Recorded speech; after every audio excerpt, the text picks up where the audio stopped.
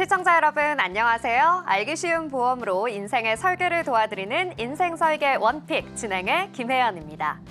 100세 시대를 살다 보면 겪게 되는 크고 작은 일들을 대비하기 위한 보험에 대해 쉽게 알려드리겠습니다. 오늘 인생설계 원픽과 함께 하시면서 하루하루의 생활을 설계해 나가는 방법 함께 찾아가 보시죠.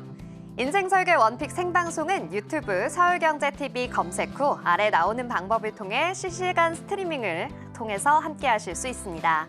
인생설계 원픽에서 제공하는 정보는 전문가들의 조언일 뿐 해당 보험에 대한 가치나 수익률을 보장하지 않는다는 점 꼭 기억해 주시기 바라고요. 또한 서울경제TV, 서울경제신문은 당사의 브랜드입니다.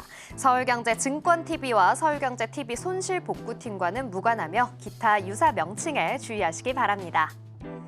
그럼 인생설계 원픽 시작해보도록 하겠습니다. 먼저 오늘 함께해 주실 전문가님들과 인사 나눠보도록 하겠습니다. 전문가님들 안녕하세요. 안녕하세요. 네, 오늘 총 3분의 전문가님과 함께합니다. 지승은, 김윤재, 박우영 전문가님 모셨는데요. 먼저 지승은 전문가님부터 인사 나눠주시죠. 네, 안녕하세요. 시청자님들에게 유익한 보험을 알려드리는 지승훈 전문가입니다. 네, 정말 유익한 보험의 내용 오늘 함께해 주신다고 하니까 기대가 됩니다. 그럼 이어서 김윤재 전문가님도 시청자 여러분께 인사 부탁드립니다. 네, 안녕하세요. 보험을 탐구하는 김윤재 전문가입니다. 보험을 탐구하신다고 하니까 오늘은 또 어떤 보험을 탐구해 주실지 정말 기대가 되는데요. 자, 마지막으로 박우영 전문가님도 시청자분들께 인사 부탁드립니다. 네, 안녕하세요. 보험료는 싸게 보장은 크게 보상 전문 박우영 전문가입니다.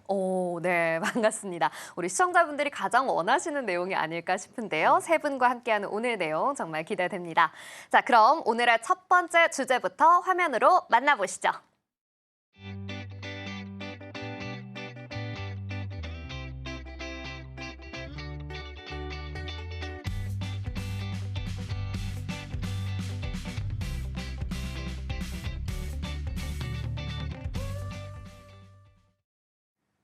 네, 오늘 첫 번째로 함께 만나볼 보험은 바로 간병보험입니다. 이 내용과 관련해서는 우리 지승훈 전문가님께서 이야기 준비해 주셨다고 하는데요. 전문가님 어떤 내용일까요? 네, 제가 소개해드릴 보험은요. 우리 부모님들의 요즘 아주 인기가 많은 간병인 보험입니다. 자녀분들이 부모님들께 가입시켜 드리는 경우도 많고 어르신들이 자녀에게 짐이 되기 싫어서 직접 준비하시는 경우도 많아서 효도보험이라고도 하지만요. 사실 나이가 들어서 질병 발병 확률이 높아서 그런 것이지 어르신들을 위한 보험은 아니고요. 우리는 누구나 갑자기 아플 수도 있고 예기치 않은 사고를 당할 수도 있기 때문에 누구나 필요한 보험임이 분명합니다. 저희 고객님의 예를 들면 아들이 2명인데 맞벌이를 하고 있는 상황에서 축구를 하다가 인대를 다쳐 장기간 입원을 하게 되었는데요. 부부가 직장을 다니면서 간병을 병행하기에는 분명 무리가 있고 집에 남아있는 자녀까지 돌봐야 하는 상황이다 보니 너무 힘들었다며 하소연을 들은 적이 있습니다. 이제 간병인 보험은 누구에게나 선택이 아닌 필수로 들어야 하는 보험인데요. 시청자분들이 이해하기 쉽도록 간병인 보험을 준비하는 이유를 간단히 2가지로 준비를 해왔습니다.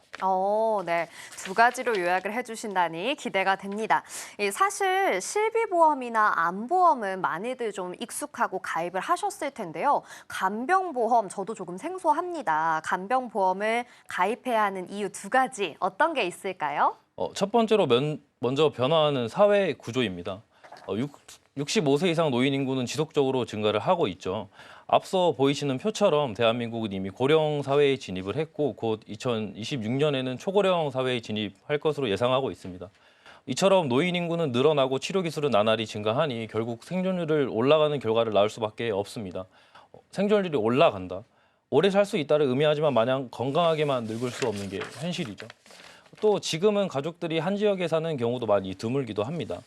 부모님은 지방에 계시는데 자녀들은 취직해서 수도권으로 올라가 있는 상황이거나 지역을 이전하는 경우도 굉장히 많아서 이런 상황 속에서 가족 간병은 참 어렵죠. 간병인에 대한 수요는 보시는 바와 같이 올라갈 수밖에 없는 현실입니다. 네. 그리고 예전에는 워낙 대가족화이기도 했고 형제 자매가 돌아가면서 간병을 하고 어머니들은 집에서 살림만 돌보시는 게 대부분이어서 조금 더 가능하지 않았나 싶습니다. 하지만 요즘은 나 포함 형제가 3명 정도면 많은 편이고 맞벌이 부부 형태로 각자의 직장이 있기 때문에 간병을 하기 어려운 조건이라고 볼 수 있습니다. 5070 세대는 형제 자매가 많아 간병 및 간병비 분합이 가능했으나 3040 세대들은 상대적 외동 비율이 많고 부모와 같이 사는 경우를 찾아보기 어렵습니다. 주로 지방에 부모님이 계시며 자녀들은 서울로 취직하여 1인 가정으로 살아가는 경우가 많습니다. 네, 그렇죠. 요즘엔 점점 더 그런 추세가 심해지는 것 같은데요. 이 부모님이 지방에 계시는 분들은 정말 이 간병보험 꼭 필요할 것 같습니다. 그렇다면 말씀해 주실 두 번째 이유는 무엇일까요? 두 번째 이유는 바로 간병에 대한 경제적 부담입니다. 나날이 높아지는 간병 비용에 대한 부담은 이미 많은 사회적 부작용을 보이고 있는데요. 간병 비용을 감당하지 못한 가족들의 극단적 선택이나 간병에 대한 갈등으로 인한 가족 갈등 범죄 등을 우리는 신문 기사 사회면을 통해 흔하게 접하고 있습니다. 앵커님은 간병 파산, 간병 지옥 이런 말을 들어보신 적이 있나요? 간병 파산, 간병 지옥. 좀 어마어마한 이야기처럼 들리는데요. 저는 들어보지는 못했습니다. 아, 네, 그렇죠. 간병 파산, 간병인을 쓰다가 금전적으로 파산한다는 말입니다. 이와 더불어 간병 지옥이라는 말도 있습니다. 그만큼 간병을 하며 지옥과 같은 경험을 한다는 뜻인데요. 사실 우리 부모가 내 자녀가 아파 간병을 하고 있는데 심리적으로도 불안한 상태와 더불어 육체적인 고통까지 드니 실제로 정서적으로 힘들어하시는 분들이 많습니다. 게다가 입원비와 치료비는 실손 의료비로 자기 부담금을 제외한 나머지를 해결할 수 있지만 간병비는 실손 의료비로 지원되지 않는 항목이기에 개인의 사비로 나가야 하는데요. 일을 그만두고 병원 치료를 받아야 하기 때문에 직장에 월급 없이 모아둔 돈을 갉아먹는 상황이 됩니다. 이러한 목적으로 진단보험금을 준비하는 이유기도 하는데요. 진단보험금은 준비되었지만 간병비는 필요 없겠지 하시는 분들도 굉장히 많습니다. 하지만 매월 300만 원에서 400만 원 정도 이상의 비용이 든다는 것을 인지했을 때도 과연 필요 없겠다고 생각을 하실까요? 문제는 뇌출혈 등 중증 질환으로 병원에 오래 계시는 경우 1년에 간병 비용으로만 4천만 원이 넘는 비용이 발생하게 됩니다. 거기에 병원비는 별도로 납부를 하셔야겠죠. 형제끼리 나누어서 부담하더라도 절대 결코 작은 액수가 아닙니다. 네, 그러네요. 1년에 4천만 원이라니요. 정말 생각보다 많은 비용이 든다라는 생각이 듭니다. 이런 것들을 좀 간병보험으로 해결을 해볼 수 있다는 거죠. 네, 보시는 바와 같이 최근 간병비가 물가 상승률을 훨씬 웃도는 상승률을 기록하였는데요. 입원 환자를 둔 가족들이 많은 어려움을 토로하고 계십니다. 일반적으로 측정되는 일당은 12만 원에서 13만 원, 중증도에 따라 15만 원까지도 측정이 됩니다. 실제로 제 지인분은 다리가 골절되어 한 달 정도 입원을 하시고 간병비만 500만 원 정도를 쓰셨다고 합니다. 병원비보다 간병비가 더 그러네. 많이 나왔다는 이야기입니다. 비용도 비용이지만 제가 병원을 24시간 붙어 있을 수 없기 때문에 간병인이 우리 가족을 대하는 태도나 정성은 간병인의 개인의 역량이므로 일반적으로 측정되는 비용보다 더 적게 줄 수도 없는 노릇입니다. 부르는 게 값이라는 말인데요. 그렇죠. 표를 보시면 간병비 부담 체감 비율이 나와 있습니다. 7만 원에서 15만 원 이상 다양한 비용을 부담했다고 하는데요. 이 비용에 대해서도 96%가 넘는 비율이 조금 부담스럽다는 의견이 있었습니다. 네, 그렇군요. 정말 이 간병비 부담이 꽤나 큰 것 같습니다. 그렇다 보니까 정말 간병보험 꼭 준비를 해야 할 것 같은데요. 간병보험 종류에는 어떤 게 있을까요? 간병인 보험은 지원 일당과 사용 일당으로 나누게 됩니다. 간병인 지원 일당은 상해나 질병으로 병원 입원 시 간병인을 병원으로 파견을 해주는 건데요. 본인이 간병인을 구할 필요 없이 보험사에 요청하면 48시간 이내에 간병인을 보내주게 되는데요. 그렇게 인건비 상승에 대한 부담 없이 쓸 수 있다는 장점이 있습니다. 간병인 하루 24시간 근무를 기준으로 최대 180일 동안 파견이 됩니다. 입원을 해도 첫날부터 퇴원 때까지 계속 간병인이 필요하지 않다면 필요한 경우에만 간병인을 요청하고 그렇지 않으면 입원 일당으로 받을 수 있습니다. 하지만 입원 후 48시간 이내에 보내주기 때문에 단기간 입원 시에는 쓰기 어려운 문제도 생깁니다. 네, 그렇군요. 그렇다면 이 간병인 사용 일당, 이건 또 어떤 내용일까요? 간병인 사용 일당은 간병인 고용 후 간병인에게 들어간 금액만큼 보험사에 청구하여 가입된 금액만큼 보상을 받을 수 있는 특약인데요. 직접 원하는 간병인 업체에 고용 연락 후에 바로 사용하다는 것이 장점입니다. 인건비 상승을 예측할 수 없어 가입 금액 외에 인건비 상승 부분이 개인이 내야 된다는 단점이 있습니다. 그러네요. 정말 인건비 상승을 예측할 수 없다라는 단점을 이야기해 주셨는데 그럼 이런 단점을 좀 보완할 수 있는 방법도 있겠죠?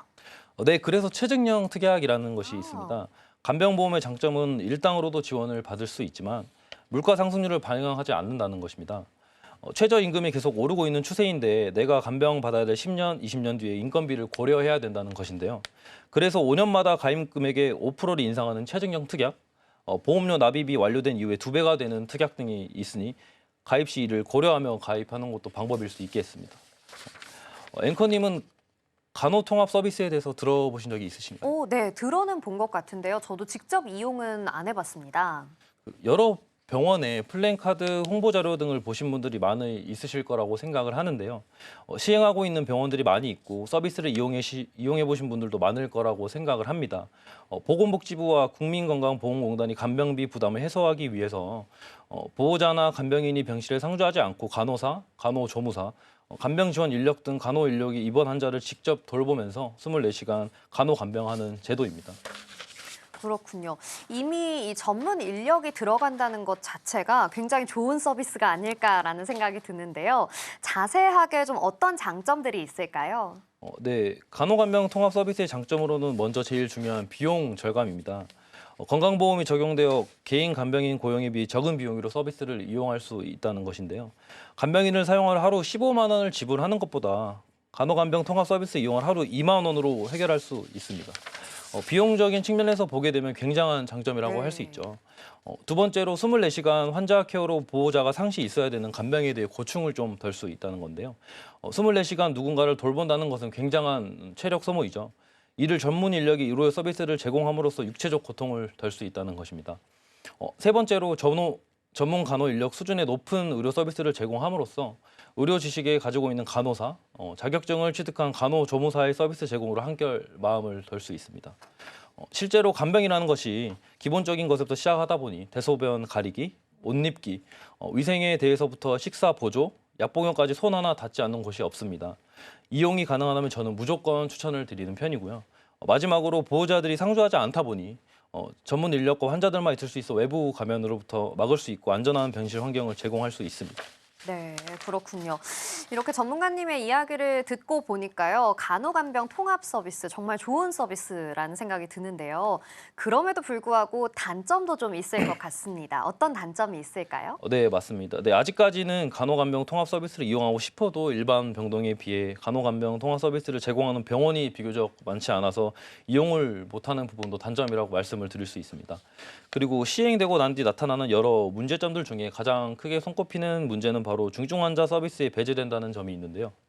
중증 환자분들은 간호간병 통합 서비스 입시를 하지 못해 간병인을 구하거나 자녀들이 간병해야 하는 상황이 있다는 것입니다. 결국 가장 큰 간병을 요해야 되는 상황, 즉 중증 환자에 대한 간병을 늘려야 국민들의 간병 문제를 해결할 수 있을 것 같습니다. 이런 점들을 고려하여서 보건복지부에서 일부 병동에서 의료기관 전체 단위로 서비스를 제공한다고 하며 올 7월부터는 중증 환자 전담 병실을 운영한다고 합니다. 재활의료기관도 일반 병동과 동일하게 입원료 체감제를 실시한다는 소식이 있습니다. 개선되는 점들을 보아 간호간병 통합 서비스를 적극 이용하는 것도 좋은 방법이라고 생각을 합니다. 서비스를 운영 중인 의료기관에 한해 시행되지만 점차 서비스들이 확대되었으면 하는 마음입니다. 이렇게 해서 간병인 지원, 간병인 사용, 간호 통합까지 3가지 안내를 해드렸는데요. 시청자분들의 상황에 맞게 잘 선택을 하셔서 유익한 준비를 잘 하시길 바랍니다. 네, 좋습니다. 이렇게 해서 간병보험에 대해 이야기 드려봤습니다. 오늘 소개해드린 정보는 시청자 여러분들의 판단을 위한 조언일 뿐 여러분께서 현명하고 지혜롭게 활용해 나가시길 바랍니다. 자, 그럼 화면으로 이번 내용 정리해 보겠습니다.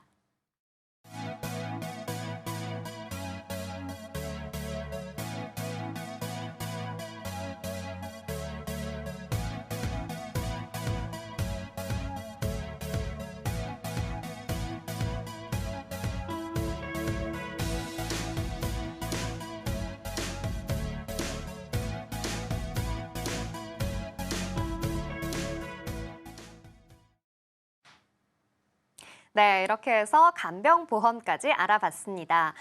간병보험 이야기를 듣고 나니까요. 두 번째 주제도 정말 궁금해지는데요. 두 번째 주제도 화면으로 만나보시죠.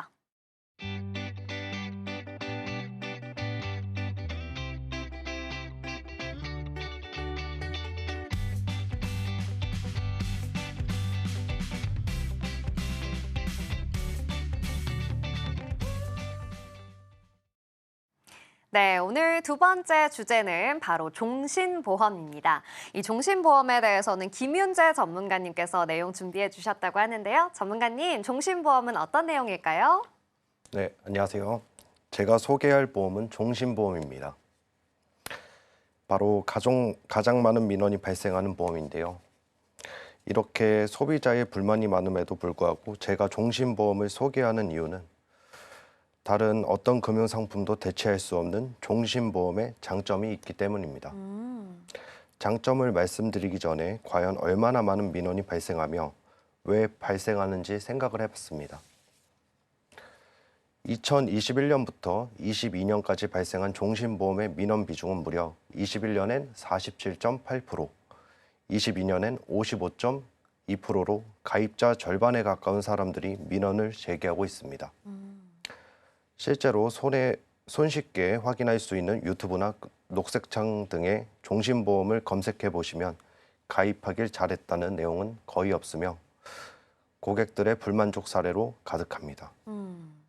정말 많은 사람들이 불만을 표하고 있고 저도 고객과 미팅을 하는 과정 중에 자연스럽게 종신보험의 필요성을 전달하고자 하지만 종신의 종자만 들으셔도 손사래를 치시는 분들이 많습니다. 세상에 나쁜 보험은 없는데 왜 유독 종신보험만 이렇게 고객들의 만족도가 낮으며 민원 발생률이 높을까 생각을 해봤습니다. 네. 먼저 종신보험이 뭘까요? 마칠종, 몸신자를 따서 말 그대로 몸이 끝나면 보장을 해준다는 뜻입니다. 피보험자가 사망하면 보험금을 지급해주는 단순한 구조이기 때문에 제가 포털 등을 검색해 봤을 때는 예상대로 보험금 청구 과정에서의 민원은 거의 없었으나 납입 기간 중에 가입한 보험을 문의하거나 민원 제기 사례를 공유하는 일은 종종 볼 수 있었습니다. 종신보험인 줄 모르고 가입을 했다. 연금이나 저축인 줄 알았다. 제각각 억울함과 심지어 분노를 표출하는 민원들을 종합해 본 결과 제가 내린 결론은 종신보험의 본래 목적과 기능에 맞지 않게 가입을 했기 때문이라고 생각을 합니다. 네. 그래서 오늘 저는 나쁜 보험 취급을 받고 있는 종신보험이 본래 목적에 맞게 가입을 했을 경우 누릴 수 있는 강력한 순기능에 대해 말씀드리려고 합니다. 네, 좋습니다. 아나운서님은 오늘부터 일을 쉬신다면 1년 정도 버티실 수 있으신가요? 1년이요? 오늘부터 쉰다고 했을 때 1년은 너무 힘들 것 같고요. 뭐 많이 버텨봤자 한두 달 정도일 것 같습니다. 네, 맞습니다. 몇 달도 버티기 어렵습니다. 그래서 우리는 이런 경제적인 위험을 대비하고자 보험을 준비하는데요. 그런데 아무리 가족력이 있더라도 암에 안 걸리는 사람도 있고 또 다소 위험한 직종에서 일을 하더라도 평생 경미한 사고 한 번 안 나는 사람도 있습니다. 즉, 가족력이 있거나 위험한 업종에 일을 하더라도 암에 걸리거나 사고가 발생하는 것은 확률이 높은 것이지 확실한 사실은 아니라는 것이죠. 하지만 사망은 어떤가요? 인류 역사 이래 태어난 모든 사람은 이미 사망을 했거나 앞으로 사망할 것이라는 것과 그날이 언제인지는 누구도 알 수 없다. 이것은 확실한 사실입니다. 그렇기 때문에 누구에게나 언제든지 찾아올 수 있고 발생 시 미래의 모든 소득의 소명을 피할 수 없는 가장 큰 불확실함에 대해 준비를 반드시 해야 하는데 이를 할 수 있는 것은 유일하게 종신보험입니다. 이렇게 중요하고 칭찬받아 마땅한 종신보험의 가입자 수는 의료기술의 발전과 특히 비혼, 그리고 저출산으로 인해 평가절하되어 3040 세대의 관심에서 점점 멀어지고 있습니다. 아직 결혼을 하지 않은 젊은 층의 경우는 사실 조기 사망이 큰 문제가 되지 않는 게 사실입니다. 다만 어린 자녀가 있는 경우라면 이야기가 달라집니다. 암이나 사고처럼 수개월 혹은 수년간의 소득 소멸도 정말 고통스러운데 만약 조기 사망으로 영원한 소득 소멸이 발생한다면 남겨진 가족 앞에는 어떤 삶이 기다리고 있을까요? 매월 들어오는 수입이 한순간에 끊어진 상태이니 사별로 인한 슬픔이 채 가시기도 전에 당장 다음 달 카드값, 생활비 걱정을 해야 하니 자녀를 위한 준비하던 학자금이나 아파트 정리까지 고민해야 하는 상황이 될 수 있습니다. 최소한 어린 자녀가 성장하는 시점, 보통 대학교를 졸업하는 시점을 말하는데요. 그때까지의 학자금 정도는 어떤 상황이 오더라도 준비해주고 싶은 게 부모의 마음입니다. 그래서 최악의 상황에서 남겨진 가정을 굳건히 지켜줄 수 있는 사망보험금을 각각 장단점이 다른 세 상품으로 보여드리겠습니다. 네. 먼저 굵은 검정 실선을 보시면 내가 납입한 총 보험료, 빨간색 점선은 사망보험금, 빨간 실선은 해지 시 받을 수 있는 환급금인데요. 이 보험의 특징은 정해진 기간만 보장을 해주는 정기보험으로 납입 기간 중 해지 시 환급금이 적고 만기 시에는 소멸이 되는 단점이 있으면 조기 사망 시 총 납입보험료 대비 무려 770% 이상의 사망보험금을 지급하는 커다란 장점으로 그 외 모든 단점을 가릴 수 있습니다. 저렴한 금액으로 특정 기간에 한하여 보장의 극대화를 원하시는 분들께는 적합하다고 생각을 합니다. 네, 그렇군요. 이 정기보험의 경우에는 조기 사망 시에 좀 큰 혜택을 볼 수 있다라고 봐야겠네요. 그렇다면 두 번째는 어떤 상황일까요? 네. 두 번째는 호불호가 완벽하게 갈리며 최근 이슈가 되고 있는 단기납 종신입니다. 납입 완료 시점이 5년 혹은 7년으로 일반 상품에 비해 비교적 짧으며 납입 기간 중 해지를 할 경우 손실을 보는 점은 여타 상품과 동일하지만 납입 기간이 끝나면 단기간임에도 불구하고 해지 환급금을 롤업하여 원금 100%를 만들어주는 특이점이 있습니다. 다만 동일한 사망보험금으로 설계한 일반 종신보험과 비교 시 짧은 납입 기간에 따른 부담스러운 월 보험료와 장기간 유지 시에 보험 차익이 일반 종신보험보다 적게 책정되는 단점도 존재합니다.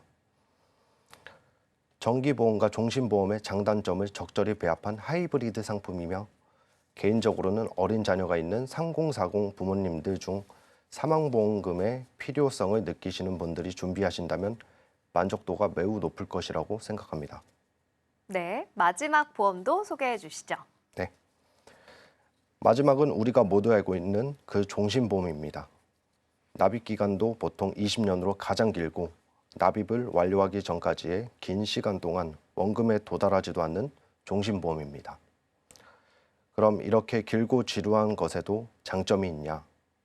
네, 원조답게 가장 큰 사망보험금을 지급하는 것이 장점이며 시간이 지나면 지날수록 지속적이고 크게 불어나는 보험 차익으로 장기 유지 시 가장 많은 사망보험금을 받을 수 있는 기본에 충실한 보험입니다. 또한 오랜 기간 유지 시 돈이 묶이는 불편함을 덜어주고자 인출, 약관 대출 이런 부가적인 기능이 있는데 이런 기능은 정말 참고만 하셔야지 수시 입출금 통장처럼 생각하시면 안 됩니다. 마지막으로 지금까지 소개한 사망보험금을 보장하는 정기보험, 단기납종신, 종신보험의 마지막 순기능인데요. 네. 앵커님 혹시 위 네 가지 사진의 공통점이 뭔지 아시나요? 글쎄요, 뭐 손톱깎이 세트가 보이는 것 같고요. 어떤 공통점이 있는지는 잘 모르겠는데요. 바로 상속세 납부를 못해서 평생을 바쳐온 삶의 터전에게 남에게 넘긴 회사들입니다. 상속세가 과도하다, 아니다를 말하고 불평한다고 현존하는 상속세가 갑자기 사라지지 않습니다. 네. 통계청과 보험연구원의 연구 결과에 따르면 2011년부터 20년까지 상속세는 172% 증가, 피상속인 중 과세 대상 수는 78% 증가, 총 상속 재산가액 중 과세 대상은 134% 증가하였습니다. 한마디로 재산 증가에 비해 상속세 부담이 훨씬 빨리 증가하고 있다는 것이고요.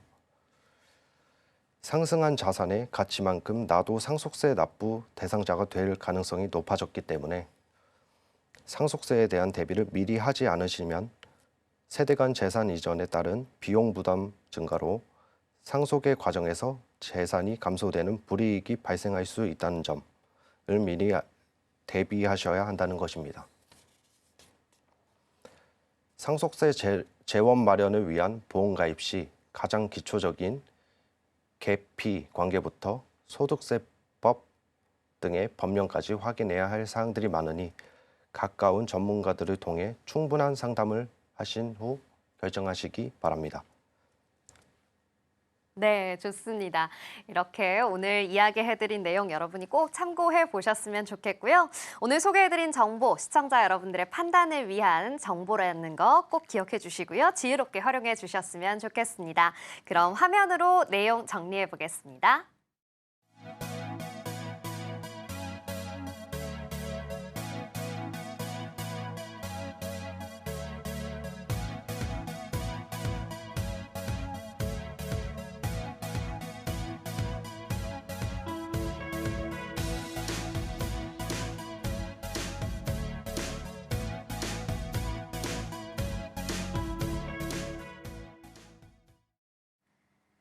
네, 이렇게 두 번째 보험 주제 종신보험까지 알아봤습니다. 그렇다면 이제 마지막 세 번째 주제는 어떤 보험일지 정말 궁금한데요. 세 번째 주제도 화면으로 만나보시죠.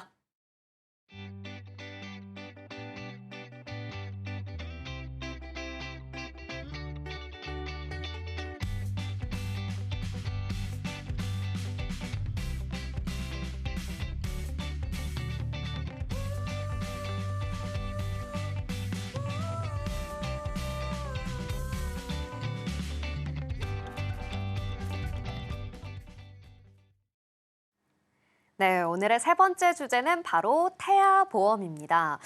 저는 사실 이 태아보험이 어린이 보험과 태아보험 두 가지가 어떻게 다른지 참 궁금했던 주제이기도 한데요. 오늘 관련해서 박우영 전문가님께서 이야기해 주신다고 합니다. 전문가님, 오늘 어떤 내용 준비해 주셨을까요? 네, 안녕하세요. 네, 가장 먼저 알고 있어야 하는 것은 성인보험, 어린이보험, 태아보험의 차이점입니다. 이 세 가지 유형으로 나눈 이유는 첫 번째 가입 시기인데요. 가입하는 나이에 따라서 30세 이상은 성인보험, 15세 미만은 어린이보험, 임신 중에 가입하는 경우를 태아보험이라고 부릅니다.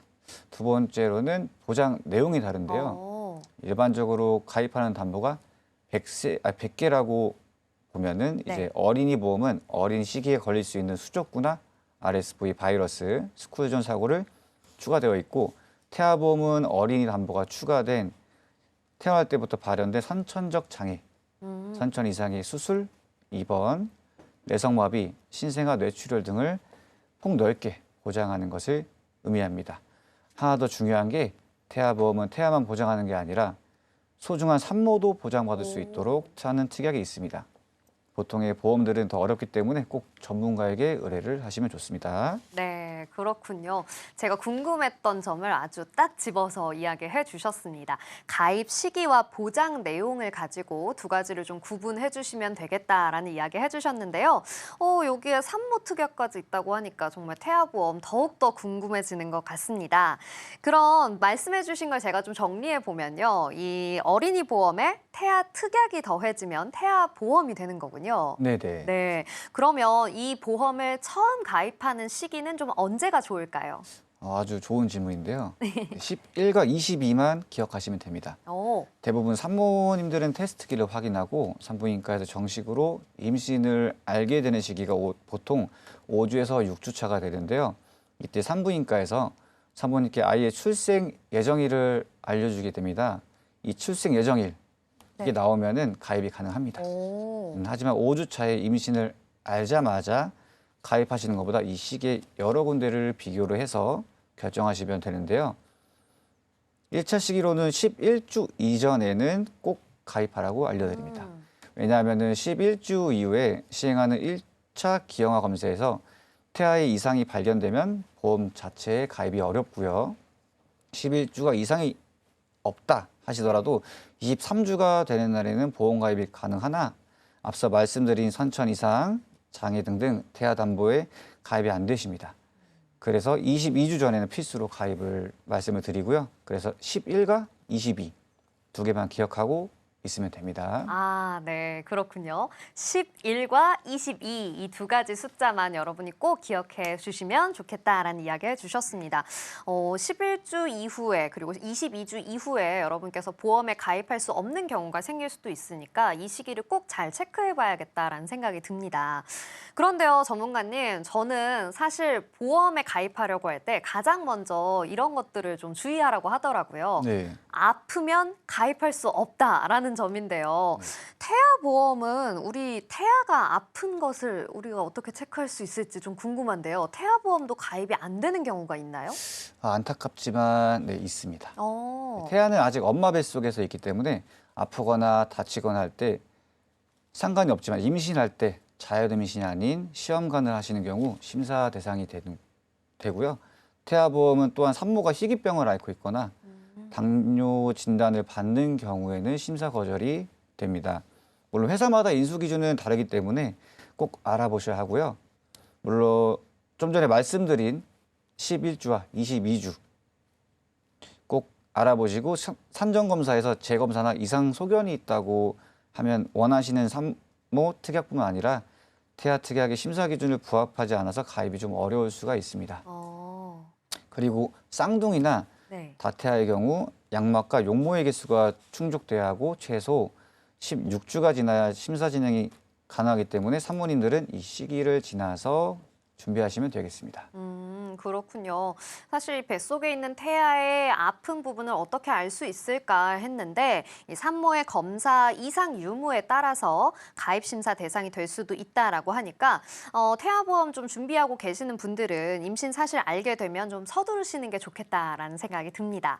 자, 그런데요. 아까 이 태아보험에 어린이 보험 그리고 태아 특약 거기에 산모 보장 특약까지도 이야기를 해주셨어요. 산모도 보장이 된다라는 얘기인 것 같은데 맞을까요? 네, 맞습니다. 산모 특약이 따로 있고 회사마다 차별점이 크기 때문에 이거 굉장히 중요한데요. 산모가 임신 중에 예기치 못한 위험 그리고 출산 중에 생길 위험에 대해서 보장해주는 담보가 따로 있습니다. 그렇군요. 이 산모님들을 위한 또 다른 특약이 있다니 본인이 가입한 실손 의료비나 아니면 종합보험에서 보장을 받는 것과는 또 다른 거죠? 네, 제가 굉장히 중요하다고 말씀드린 게 여기 있는데요. 대부분 산모님들은 가입을 하시면 출산이 면책, 한마디로 출산에 관한 전부 보장을 안 해주는 조건으로 분류가 되어 있습니다. 그래서 태아보험을 넣을 때 산모 특약을 필수로 가입을 권장합니다. 실제로 통계청에 따르면 최근 결혼 시기가 2030에서 3040으로 늦춰지면서 자연스럽게 임신을 준비하고 출산하는 시기도 같이 늦어지기 때문에 노산, 고령 산모의 비중이 점점 늘어나는 추세입니다. 35세 이상의 산모님들은 산부인과에서 양수 검사나 리프티 검사를 추가로 권고하는 이유가 나이가 많을수록 기형아 발생률이나 출생 당시의 위험이 증가하기 때문인데요. 그에 부합하는 담보로 잘 준비하는 것이 좋은 방법 중 하나입니다.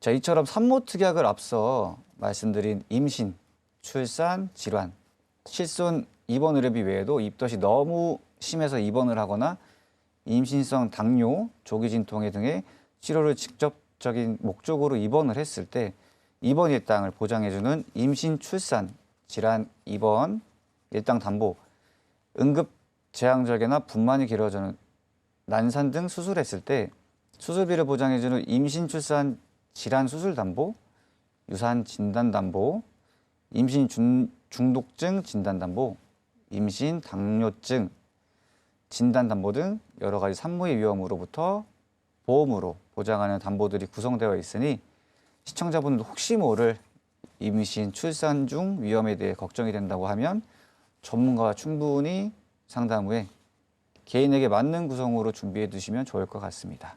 그리고 임신 기간만 딱 내면 더 이상 안 내셔도 되니 부담은 덜할 것입니다. 네, 그렇군요. 얘기해 주신 담보 이름들이 조금 어려워서요. 제가 한 번 더 좀 정리를 해보자면요. 임신성 당뇨나 조기 진통과 같은 치료를 목적으로 입원을 했을 때 입원 1일당 보장을 해주는 임신 출산 질환 입원 일당 담보, 그리고 난산의 경우에 수술을 할 수도 있죠. 이때 수술비를 보장해주는 임신 출산 질환 수술 담보, 거기에 유사 진단 담보, 임신 중독증 진단 담보, 임신 중 당뇨병 진단 등 정말 다양한 보장이 있는 것 같습니다. 이렇게 산모님들도 산모 특약으로 보장받을 수 있는 것이 꽤나 범위가 넓어 보이는데요. 그렇다면 태아 특약으로 보장받을 수 있는 것도 좀 설명해 주시죠. 네, 태아 특약은 좀 더 집중해서 네. 보셔야 하는데 그만큼 중요하다는 말입니다. 우리가 보통 엄마 뱃속에 10달을 채우고 나온다 한들 예기치 못하게 31주 이내에 출생을 하게 되었을 때 보장이 가능한 31주 이내 출생 진단담보 2kg 이하로 출생한 경우 보장되는 저체중화 출생담보 그리고 태아가 미숙아로 출생해서 인큐베이터를 이용했을 때 보장해주는 입원 일당 담보가 있고요. 네. 출생 전후가 질병을 원인으로 출생 후에 입원했을 때 보장해주는 신생아 질병 입원 일당 담보. 마지막으로 출생 후에 보험사 약관에서 정한 장애가 발견되면 보장해주는 장애 출생 담보는 심방죽 격결손, 심실증 격결손, 식도나 장이 협착되는 상태, 구순열이나 구계열, 다지증이나 합지증, 사경 등으로 일반 장애를 정하고 있고 외성마비나 다운증후군으로 심한 장애를 정해 각각 보장이 나누어 있습니다. 네, 그렇군요. 이게 참 용어가 저도 너무 생소하고 좀 어려운 것 같아서 시청자 여러분들을 위해 제가 다시 한 번 더 이야기를 좀 드리자면요.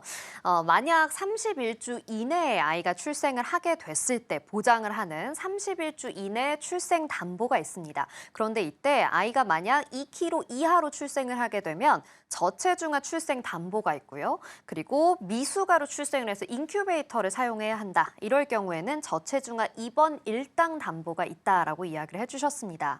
그리고 거기에 우리 아이들이 혹시나 출생을 했을 때 좀 장애를 얻게 되는 경우에도 담보가 있는데요. 심방중격결손, 그리고 심실중격결손, 식도나 장이 협착되어 있는 상태 또는 정말 좀 쉽게 흔히들 좀 나오는 기형이라고 하는데 구순열이나 구계열 같은 경우에도 보장이 가능하다고 하고요.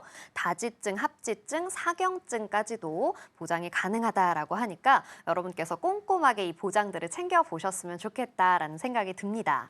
자, 이렇게 조금 용어도 생소하긴 하지만 그래도 우리 태아를 위해서 보험을 가입을 고민하고 계시는 부모님들께서는 꼭 챙겨보셔야 하는 정보들일 텐데요. 제일 중요한 게 있죠. 제일 중요한 거 바로 만기 몇 세까지 해야 할지 너무나 궁금합니다. 어떻게 해야 될까요, 전문가님? 이제 1년에 10%는 태아의 특약을 혜택을 보고 계신데요.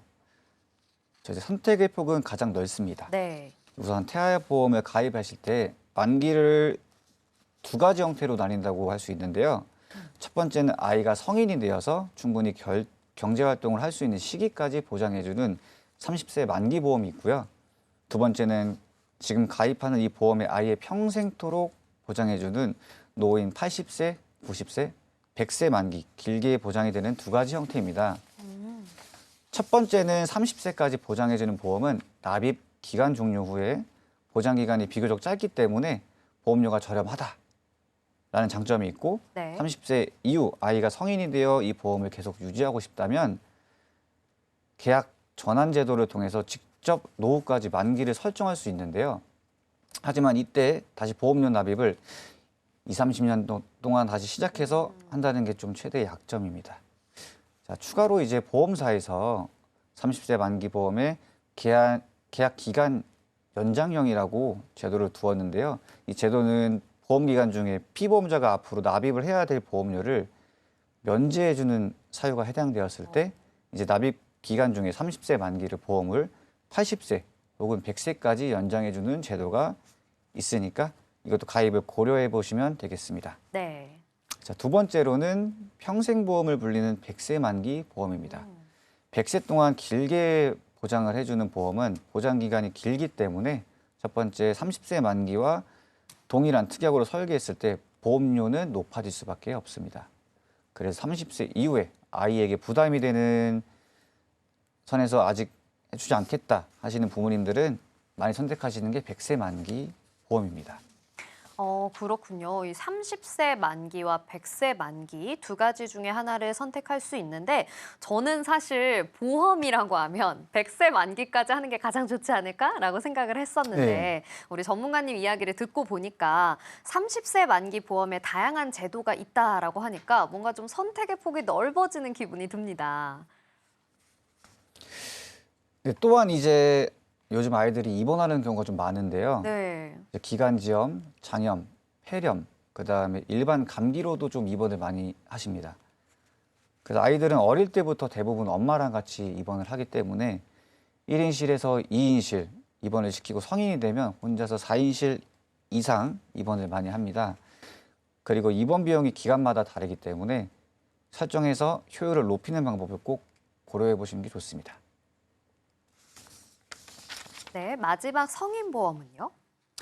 자, 마지막 성인보험은 이제 15세부터 잠시만요. 마지막 성인보험은 이제 어린이 보험의 납입 면제 사유가 폭이 좀 더 넓은데요. 이런 장점들이 가득한 어린이 보험을 가입하고 싶어하는 어른들을 위해서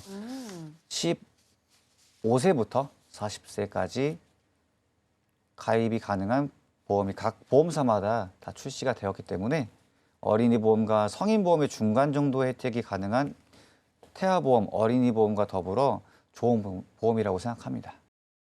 네, 우리 전문가님의 이야기를 듣다 보니까요, 이 태아 특약이 정말 다양하다라는 생각이 듭니다.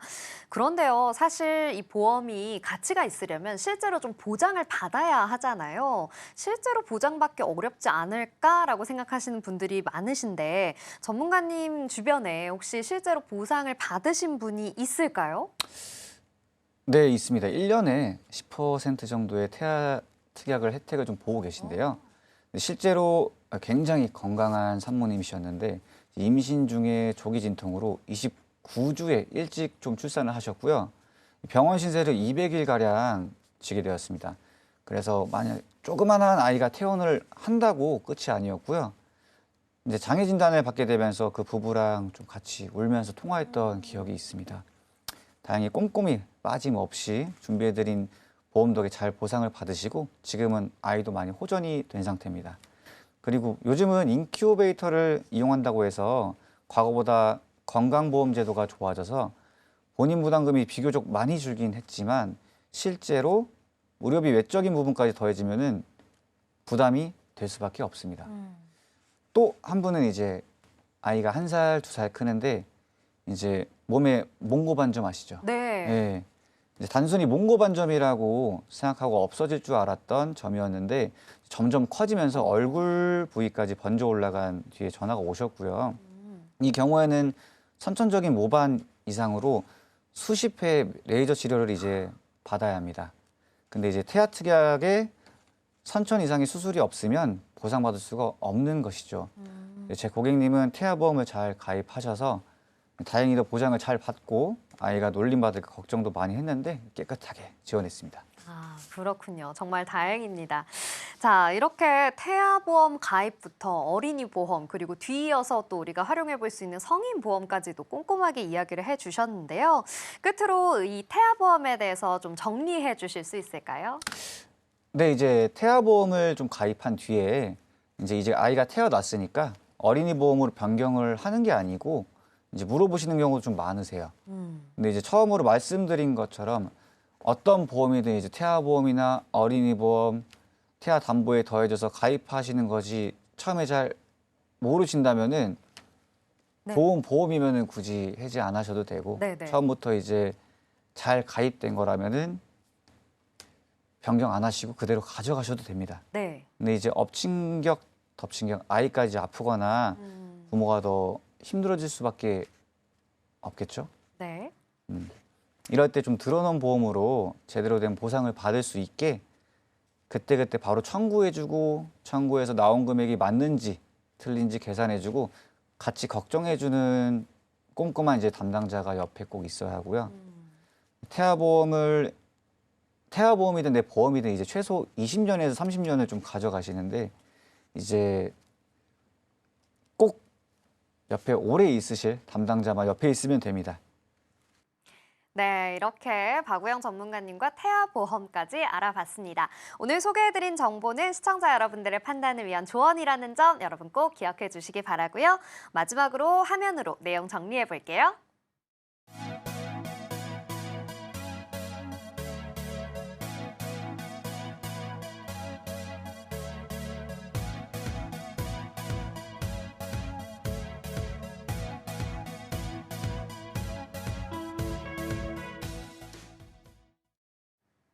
네, 오늘은 세 분의 전문가님과 함께 간병보험, 종신보험, 태아보험에 대해서 알아봤습니다. 우리 전문가님들께서 시청자 여러분들께 각각의 보험에 대해서 꼭 이야기 드리고 싶은 내용이 있다고 하시는데요. 먼저 간병보험 소개해 주신 지승훈 전문가님, 시청자 여러분들께 이것만은 꼭 주의하자 하는 점 뭐가 있을까요?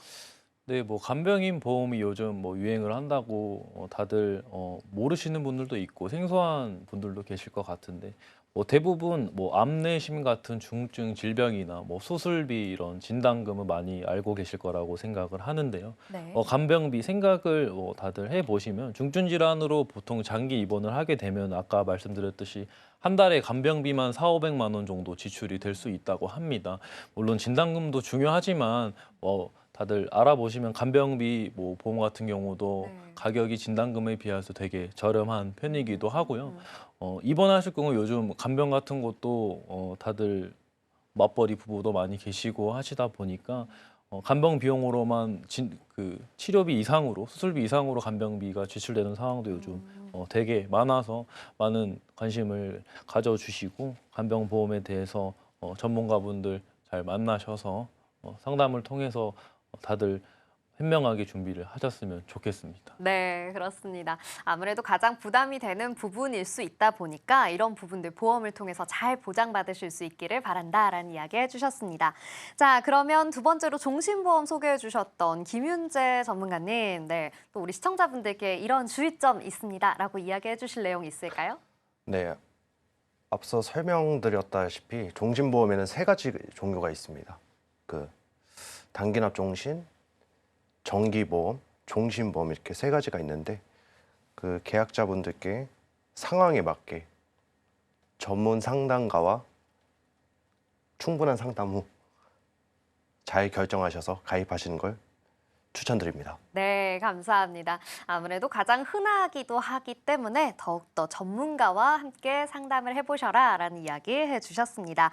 마지막 태아보험까지 소개해 주셨던 우리 박우영 전문가님, 시청자 여러분들께 당부할 점 한 가지 이야기해 주세요. 네, 이제 제가 설명드렸다시피 이제 태아보험이나 모든 보험이 이제 아파서 가입하는 경우가 좀 많아요. 사람이 이제 아팠을 때 이제 그때 이제 보험은 가입을 해야 되겠구나. 라고 생각하시면 이제 조금 늦는 경우가 있습니다. 이제 아파서 가입을 하는 것보다 미리 건강할 때 보험료를 싸게 준비하시는 것이 가장 좋고요. 저도 이제 아파봐서 아는데 이제 아프니까 더 이제 찾더라고요. 이제 어차피 이것도 이제 금전적인 문제다 보니까 좋은 보험을 미리 가입을 해서 좋은 담당자가 함께 보험을 가져가시는 것이 가장 좋다고 생각합니다. 네, 좋습니다. 미리미리 준비해서 좋은 보험 잘 준비하자라는 이야기 해주셨습니다. 오늘 이렇게 좋은 내용 함께 이야기해 주신 세 분의 전문가님 너무나 감사합니다. 인생설계 원픽에서 제공하는 정보는 전문가들의 조언일 뿐 보험의 가치와 수익률을 보장하지 않는다는 점 꼭 참고해 주시기 바랍니다. 오늘 방송은 서울경제TV 홈페이지와 서울경제TV 유튜브 채널을 통해 다시 보실 수 있습니다. 인생설계 원픽, 저희가 준비한 내용은 여기까지입니다. 시청해 주셔서 고맙습니다.